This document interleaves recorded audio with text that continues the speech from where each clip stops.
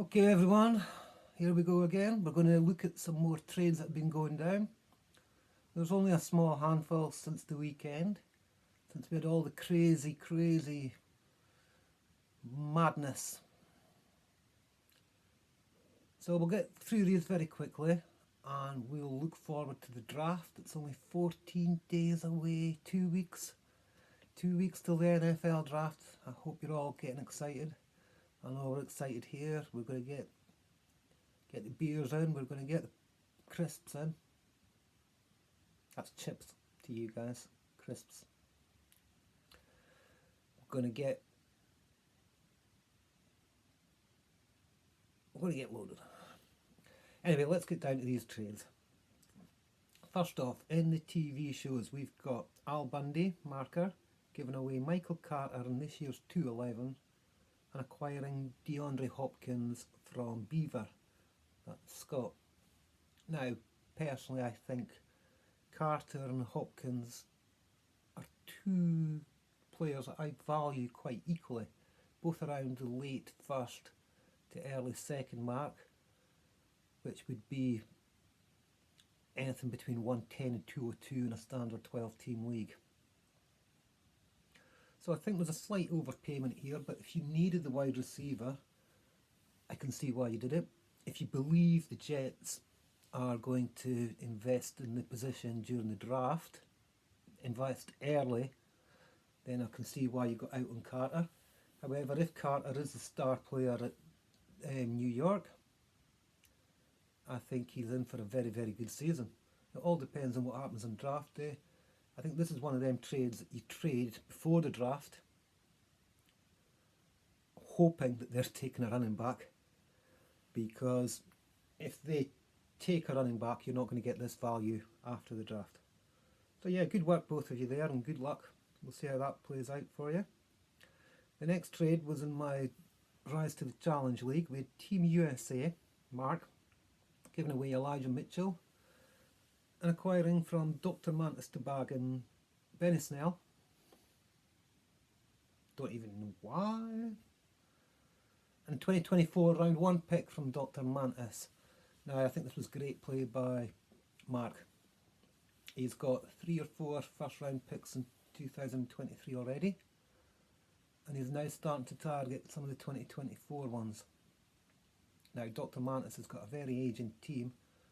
He's been fighting for the title for the last 2 years, and I think this is probably the last year of his window. I think it's a bad move by him. I think he should have been starting to look to break it down and get some picks himself, but instead he's decided to sell his soul and go after the San Francisco running back. Now we know San Francisco. We know they're going to throw up John Doe next year. He's going to rush for 1,000 yards and we're all going to buy him in dynasty drafts. And then 2 years later he's going to be bumming around third stringer at Indianapolis or something, you know. We've seen it with Breida, we've seen it with Mostert. We're going to probably see it with Mitchell. We've seen it with everyone.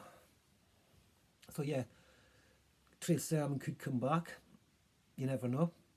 Trey Sermon could suddenly become the player that they drafted. And with the better draft capital, they're going to give him more carries than Elijah Mitchell. They could have addressed the position in the draft. So yeah, getting a first for Elijah Mitchell is absolutely brilliant work. And word on the street, Huggy Bear, word on the street, 2024 class is going to be very good. It's going to be closer in quality to the 2023, 2021 classes than it is the 2022. So good work indeed, Mark. Next trade involves myself. It's in our music league. Stone Roses myself sold Tyreek Hill and Rush 2112 at Scott. Gave up this year's 306. Fluff. We won't even include that. 2023 second and a 2024 first and second. Now I'm going to admit I did my bulk offers I offered everybody in the league Tyreek Hill for 2 firsts, and nobody took it. Not even the 110 and 112, the 112 and a late, the 111 and a late, the 113 and a late. Nobody took it. So I'm wanting rid. So the next option down was a first and 2 seconds. So my plan was to send everybody in the league a first and 2 seconds for Tyreek Hill, and pretty much the first person that I sent it to accepted before I even had a chance to look any further.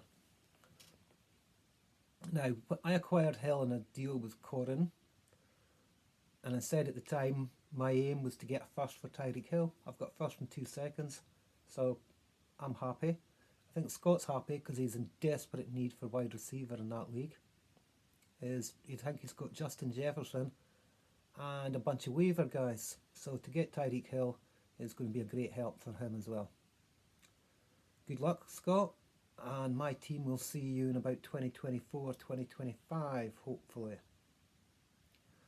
Last of all, we've got a league that I'm part of, but I'm no longer part of. We've got Steel Curtain, that's Marker, giving away DK Metcalf and acquiring from Franchise 4's 2023 first. Now on paper this might look a little bit light, but as I say, I'm part of this league, so I know Franchise 4 roster is absolute dog's bollocks. That's going to be the 101, 102, 103 kind of area next year.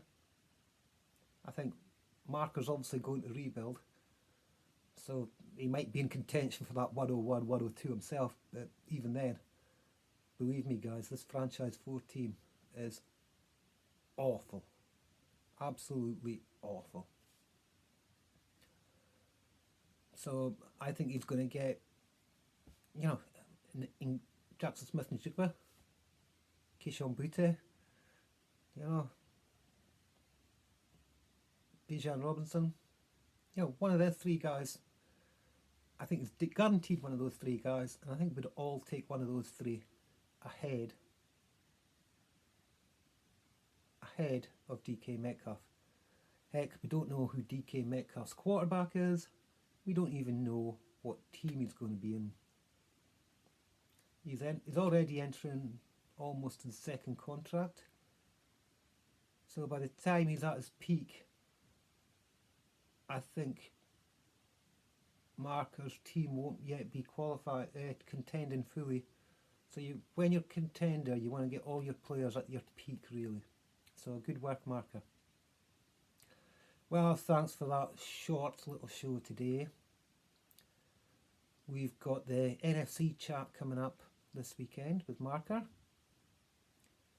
We've got a live mock coming up with Marker the week after that. 2-round rookie mock draft. Looking forward to that. And until then, be good, enjoy the show, and keep trading. Keep the trades sensible.